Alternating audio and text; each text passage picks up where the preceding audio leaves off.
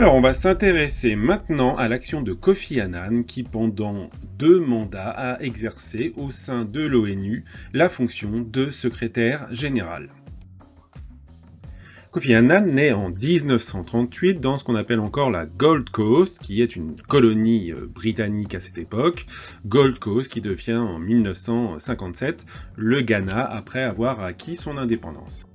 Kofi Annan est issu de l'élite aristocratique de la ville de Kumasi, qui était l'ancienne capitale de l'empire Ashanti, et de ce fait, il a la capacité de faire des études qui le conduisent à l'étranger, en Suisse, puis aux États-Unis, où il finit par obtenir un diplôme d'économie dans le prestigieux MIT de Boston, le Massachusetts Institute of Technology. Ses brillantes études et les liens qu'il parvient à nouer aux États-Unis lui permettent d'entrer dans l'ONU, qu'il intègre dès 1962 au sein de l'Organisation mondiale de la santé, l'OMS, où il exerce un emploi de fonctionnaire d'administration et du budget. Ses compétences lui permettent de poursuivre sa carrière onusienne en intégrant différents postes à responsabilité à l'intérieur des organisations de l'ONU. Ainsi, en 1990, après l'invasion du Koweït par l'Irak, Kofi Annan reçoit du secrétaire général la mission d'organiser le rapatriement d'Irak de plus de 900 fonctionnaires internationaux et ressortissants de pays occidentaux.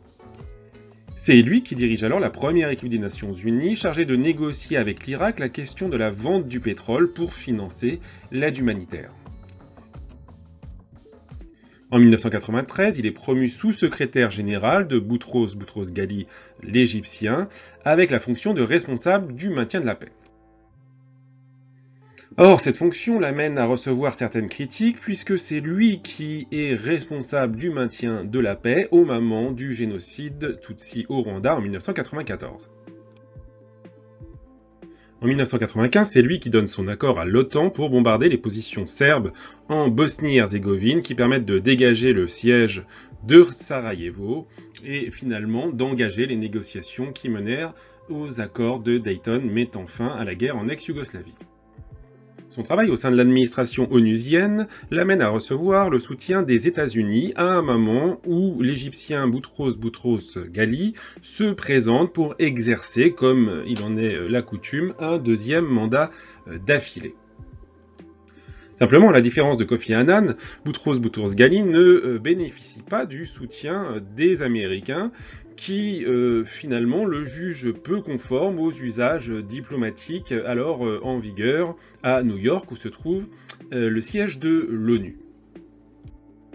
Et afin d'éviter que l'Afrique ne se voit privée d'un deuxième mandat d'affilée, eh bien, on se reporte alors sur le nom de Kofi Annan, qui en 1997 devient secrétaire général de l'Organisation des Nations Unies. Kofi Annan intègre ce poste avec de nombreuses ambitions et la volonté de réformer l'institution. Il veut ainsi améliorer l'image de l'ONU dans l'opinion publique en la présentant comme moins bureaucratique et en incitant les diplomates à davantage s'exposer dans un dialogue concret avec les acteurs internationaux. Pour rénover les Nations Unies, Kofi Annan veut compléter le champ diplomatique de l'organisation. Il promeut ainsi des opérations de médiation, de négociation, de diplomatie préventive et la défense du droit d'ingérence pour raisons humanitaires ou encore la promotion de la responsabilité de protéger. Enfin, il entend mettre en pratique les principes de la Charte des Nations Unies impliquant le développement et le respect des droits humains.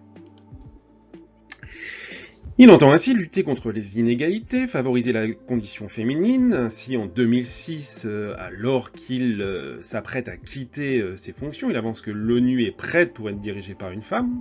Il veut également favoriser la liberté de la presse et, toujours en 2006, il participe à la création de l'association Cartooning for Peace. Il se montre personnellement très actif durant ses mandats à la tête de l'administration onusienne, à l'image de cette médiation qu'il effectue en 1998, à une époque où les États-Unis de Bill Clinton ou le Royaume-Uni de Tony Blair accusent le régime irakien de Saddam Hussein de cacher des armes de destruction massive et notamment des armes chimiques. Ainsi, pour éviter un conflit entre les nations anglo-saxonnes et l'Irak de Saddam Hussein, Kofi Annan se rend à Bagdad négocier avec Saddam Hussein qui accepte sans condition de recevoir sur son territoire des inspecteurs de la IEA, Agence internationale de l'énergie atomique, qui est placée sous la tutelle de l'ONU et qui est chargée du contrôle de la non-prolifération des armes de destruction massive. En 1999, il lance le processus qui conduit à la pacification du conflit au Timor oriental. L'essor d'un mouvement indépendantiste au sein de cette île indonésienne avait en effet provoqué une répression meurtrière de la part du gouvernement de Jakarta. L'ONU parvient à solutionner le conflit en imposant un référendum d'autodétermination conduisant à l'indépendance de l'île. Malgré les violences qui entourent le suffrage, l'ONU parvient à assurer la transition en soutenant le nouvel État avec un personnel administratif et des forces d'interposition envoyées sur place. Lors de ces 2 mandats, l'ONU intervient dans de multiples régions du monde où sont notamment menées des opérations de maintien de la paix. Les théâtres d'opération sont nombreux et parfois extrêmement complexes, à l'image de la République démocratique du Congo, qui voit se développer une guerre civile impliquant une dizaine d'États africains par ailleurs. On notera d'ailleurs que de nombreuses missions sont effectuées sous les mandats de Kofi Annan du côté de l'Afrique. Depuis sa création, l'ONU a effectué 70 opérations au total et on voit ici que la période qui suit la fin de la guerre froide et qui correspond donc en partie au mandat de Kofi Annan est une période qui voit une augmentation très significative du nombre d'opérations puisque on en totalise entre 1989 et 2009 48 sur les 70 opérations réalisées au total par l'ONU jusqu'en 2019. Alors, cette intervention croissante de l'ONU à travers le monde sous les mandats de Kofi Annan est aussi marquée par une augmentation significative du nombre de forces armées, de casques bleus, sous mandat onusien. Il y a toutefois deux façons d'interpréter ces chiffres. Cela peut signifier et signifie probablement une volonté plus forte de l'ONU d'agir comme force de maintien de la paix, comme garantie collective d'une paix internationale, mais cela peut aussi être analysé comme le résultat d'une augmentation du nombre de conflits à travers le monde. On peut d'ailleurs penser que les deux significations ne s'excluent pas et sont valables toutes deux. Alors la volonté de Kofi Annan de faire émerger une gestion multilatérale des conflits à travers le monde se matérialise également par la création en 1998 de la Cour pénale internationale. Celle-ci a vocation à réguler les conflits, à faire émerger un droit international et prend en charge notamment les criminels de guerre en ex-Yougoslavie ou lors du génocide Tutsi au Rwanda, pour lequel Kofi Annan, en 1999, conscient de ses limites dans l'action qu'il a effectuée à l'époque, s'excuse officiellement. Alors si cette CPI manifeste effectivement des progrès dans une forme de gestion multilatérale des conflits à travers le monde, elle en souligne aussi les limites à l'image du refus des États-Unis, mais ils ne sont pas les seuls, d'intégrer cette institution. En juin 2001, sur recommandation du Conseil de sécurité, l'Assemblée générale réélit Kofi Annan par acclamation pour un second mandat comme secrétaire général de l'ONU. Il reçoit cette même année avec l'ONU le prix Nobel de la paix pour leur travail pour un monde mieux organisé et pacifié. Seulement en 2001, c'est aussi l'année du 11 septembre et de ces attentats qui, aux États-Unis, marquent le pays et le monde et, d'une certaine manière, signent le début d'une ère nouvelle. Ces attentats ont en effet de nombreuses répercussions, à commencer par la volonté de l'administration américaine de se venger. À cette fin, ils organisent en compagnie de leurs alliés de l'OTAN une opération militaire pour envahir l'Afghanistan, alors dirigée par des talibans qui refusent d'extrader Oussama Ben Laden, qui s'y trouve et qui abrite également un certain nombre de camps d'entraînement de l'organisation terroriste Al-Qaïda. Si cette opération militaire reçoit l'aval des Nations Unies, les États-Unis refusent cependant de lancer une opération qui soit pilotée par elles. Dans la lancée de leurs opérations en Afghanistan, au nom de la lutte antiterroriste, les États-Unis prétendent organiser une intervention militaire en Irak, bien que les liens du régime de Saddam Hussein avec les groupes terroristes islamistes ne soient nullement établis. Mais en définitive, c'est surtout au nom d'une volonté toujours présente de l'Irak de se doter d'armes de destruction massive que les États-Unis se rendent à l'ONU pour essayer de convaincre leurs partenaires internationaux de soutenir leur intervention. Or, cette volonté de continuer de se doter d'armes de destruction massive de la part du régime de Saddam Hussein n'est nullement établie, comme le montre d'ailleurs une action diplomatique très volontaire de l'ONU en Irak. Alors malgré cela, malgré l'opposition que les États-Unis perçoivent de la part du Conseil de sécurité, de la part notamment de la France, de Jacques Chirac, de l'Allemagne, de la Russie, autant d'États qui jugent de façon négative cette intervention, pour de bonnes raisons et peut-être aussi pour des raisons plus égoïstes, puisqu'on a ici un certain nombre d'États qui ont des intérêts économiques majeurs avec l'Irak de Saddam Hussein. Malgré cela, donc, les États-Unis lancent en 2003 leur opération militaire en compagnie d'un certain nombre d'alliés, mais pas de tous leurs alliés, puisque l'OTAN ne participe pas collectivement à ce conflit.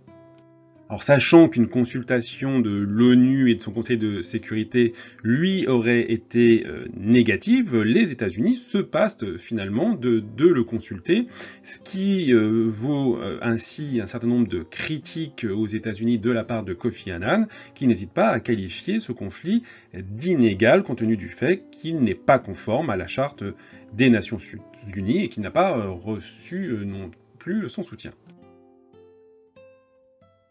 Nul doute qu'on est ici à un point de rupture dans la relation entre Kofi Annan et les États-Unis. Alors, hasard ou pas, chacun se fera son idée, peu de temps après cet échec diplomatique, eh bien, un vaste scandale éclate, le scandale pétrole contre nourriture. Alors rappelez-vous, ce procédé de pétrole contre nourriture avait été instauré par Kofi Annan avant qu'il n'exerce sa mission de secrétaire général de l'Organisation des Nations Unies. Ce procédé avait pour vocation de permettre à l'Irak sous embargo de continuer à exporter un certain nombre de ses ressources en hydrocarbures contre des aides humanitaires permettant à sa population de survivre dans des conditions extrêmement précaires. Or, il s'avère que cette opération, loin d'avoir permis à la population irakienne de survivre dans des conditions que l'on sait, a permis en réalité à un certain nombre de personnes de s'enrichir de façon frauduleuse, que ce soit le gouvernement irakien lui-même, qui détourne un certain nombre de ses fonds ou de ses biens, ou de nombreux acteurs politiques, économiques qui interviennent dans ce processus. Or, parmi ces acteurs, eh bien, le propre fils de Kofi Annan est cité comme impliqué dans le scandale, bien qu'en définitive, il fut blanchi. La rupture avec les États-Unis est bel et bien consommée. En 2006, Kofi Annan quitte ses fonctions de secrétaire général de l'ONU au profit du sud-coréen Ban Ki-moon et effectue à cette occasion un discours d'adieu. Dans ce discours, il fustige la politique des États-Unis, qu'il appelle à suivre la voie du multilatéralisme en acceptant notamment l'élargissement du Conseil de sécurité et qu'il appelle à respecter les droits de l'homme jusque dans sa lutte contre le terrorisme. Il n'hésite pas ici à reprendre la formule historique de l'ancien président des États-Unis Harry Truman, qui disait que la responsabilité des grands États est de servir et non de dominer les peuples du monde. Ainsi, Kofi Annan prend acte des limites de son mandat pour réaliser son ambition de mettre en place une véritable gestion multilatérale des affaires du monde. Il aura notamment échoué à faire réformer le Conseil de sécurité pour en faire un organe plus représentatif du monde, de son évolution. Les nations bénéficiant du droit de veto n'ont ainsi nullement l'ambition de le supprimer, de le limiter, tout comme ils ne s'entendent finalement pas pour admettre d'autres membres permanents qui pourraient être l'Allemagne, le Japon, l'Inde, encore le Brésil, l'Afrique du Sud. Bref, le mandat de Kofi Annan aura finalement illustré à la fois les progrès de l'ONU dans un monde devenu plus multipolaire, mais finalement aussi toutes ses limites. Le monde est plus multipolaire, mais pas nécessairement plus multilatéral. Kofi Annan meurt finalement en Suisse en 2018 après avoir poursuivi sa carrière diplomatique au sein de différentes organisations internationales.